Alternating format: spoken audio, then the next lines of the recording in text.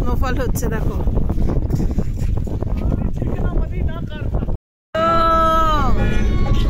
India, good morning. Good morning. আমরা চললাম gondola রাইডের জন্যে। বেরোনোর কথা ছিল 5:45, কিন্তু গাড়ি আগানো পিছনের জন্য আমাদের লেট হয়ে গেল। আমাদের গাড়ির সামনে গাড়ি ছিল, আমরা এর জন্যে একটু লেট হয়ে গেল আমাদের বেরোতে। এখন 6:30 বাজে। তো চলো জার্নি ভালো করে শুরু করা যাক, আর খুব সুন্দর করে আমরা ঘুরে আসি। হ্যালো দাদা, good morning. Good morning.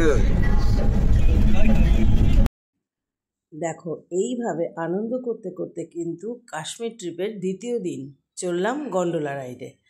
Gondola রাইডের কি একটা বিশাল এক্সপিরিয়েন্স! এটা একদম পুরো জীবনে নতুন অন্য ধরনের একটা এক্সপিরিয়েন্স। এমনি তো ঘুরে বেড়ানো, বিভিন্ন নতুন নতুন জায়গা এক্সপ্লোর করা আমার একটা হবির মধ্যে বলতে পারো।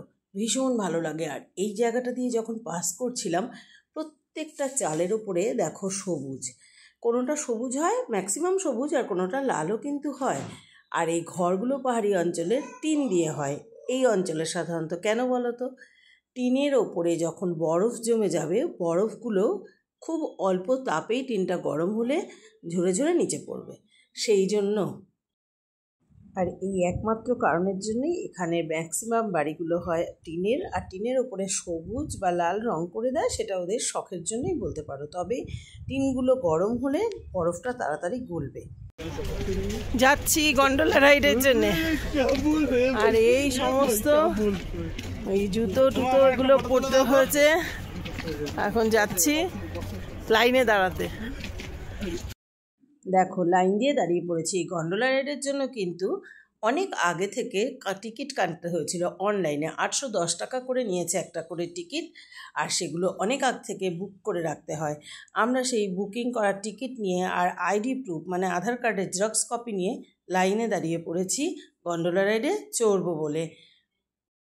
লাইন দিয়ে ভেতরে ঢুকতেই বাপরে বাপ, এ তো আরও বিশাল লাইন। আমি তো ভেবেছিলাম গেটের ভেতরে ঢুকলেই, এন্ট্রি নিলেই হয়ে গেল, ব্যাস তারপরেই হয়তো গন্ডোলা রাইড বলতে যেটা রূপে চড়া বোঝায় সেটা পৌঁছে যাবো। দেখলাম না তো, ভেতরে আরও ভিড়। এই দেখো, এই রোপেগুলো যে লাইন দিয়ে সাজানো রয়েছে, এগুলোতেই একটা করে কেবিনের ভেতরে 6 জন করে ধরে, এইভাবে চড়তে হয়। একটু এগোতেই আরও ভিড়ভাট্টা। গন্ডোলা রাইডে চেপে আমরা একদম উপরে, আমরা উপরে আছি। আর এই যে সব পাহাড় পর্বত নিচে, কতটা টপে আমরা রয়েছি, চারদিকে বরফে ছড়াছড়ি একদম। এই যে কি ভালো, ঠিক আছে একদম উপরে।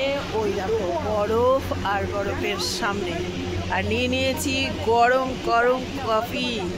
সবাই, কেউ চা, কেউ কফি, কেউ হট চকলেট, সবাই মিলে নেওয়া হয়েছে। এনজয় করছি। গন্ডোলা রাইডে এসে পাহাড়ের উপর নিয়ে নিয়েছি গরমা গরম নুডলস। এখানে এটা স্পেশাল খাবার। আর আমার বড় ছেলে খেলো একটা স্যুপ। এইসব আমরা খাচ্ছি। না, এইবার হচ্ছে কফি। কফিটা ভীষণ ভালো, ভীষণ স্ট্রং। গন্ডোলায় কেউ এলে অবশ্যই কিন্তু কফি ট্রাই করো। পাহাড়ের ওপরে বসে ঠান্ডায় কফি খাওয়া দারুণ ব্যাপার। গরম গরম স্যুপ, ম্যাগি মানে নুডলস আর কফি অবশ্যই কিন্তু খাবে।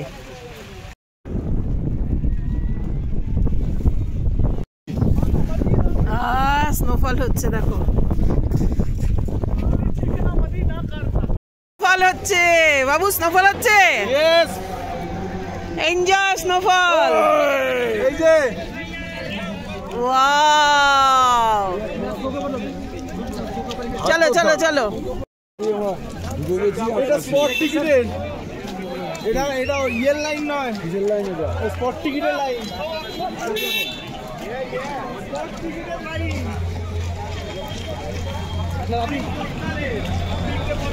আমরা যখন বেরিয়ে এলাম তখন কিন্তু এরা ঢুকছে। ভীষণ ভীষণ ভীষণ এনজয় সবাই মিলে করলাম একসঙ্গে।